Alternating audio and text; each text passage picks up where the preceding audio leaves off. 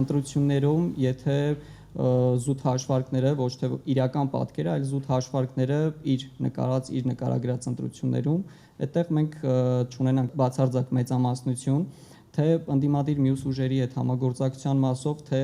բացի ընտրություններից պայքարի օրինական ճանապարհներով, տարբերակների մասով, փողոցային պայքարի պատրաստ լինենք, թե չէ, ուզում եմ ձեզնից լսել, ինչ տարբերակներ ենք տեսնում։ Ինչ վերաբերվում է հաղթանակին այս ընտրություններին, ու համենայն դեպս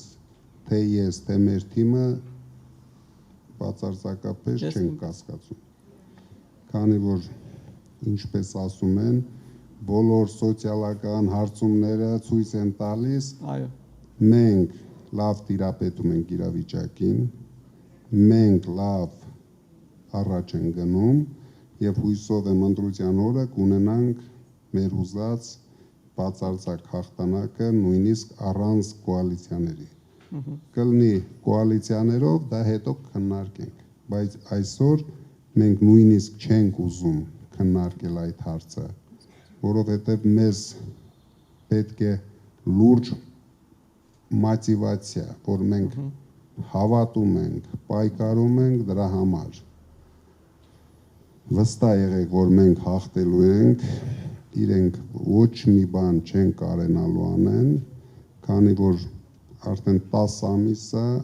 իրենք ամեն ինչ անում են։ Իրենց մոտ ոչ մի բան չի հաջողվում։ Նույնիսկ Գոհարին ձերբակալեցին, բան չստացվավ մոտները։ Որովհետև մենք ունենք պայքարող թիմ, անվախ թիմ, համառ թիմ, իսկ եթե հանկարծ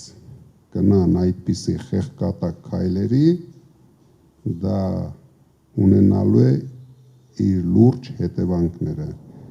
Դուք մեզ լուրջ օգնելու եք։ Բնականաբար միշտ պատրաստ ենք, ոնց որ ասել եք 24/7 ռեժիմով։ 24/7 ռեժիմով պայքարելու ենք։ Այս ձեր վստահ խոսքն է, բայց շնորհակալ եմ։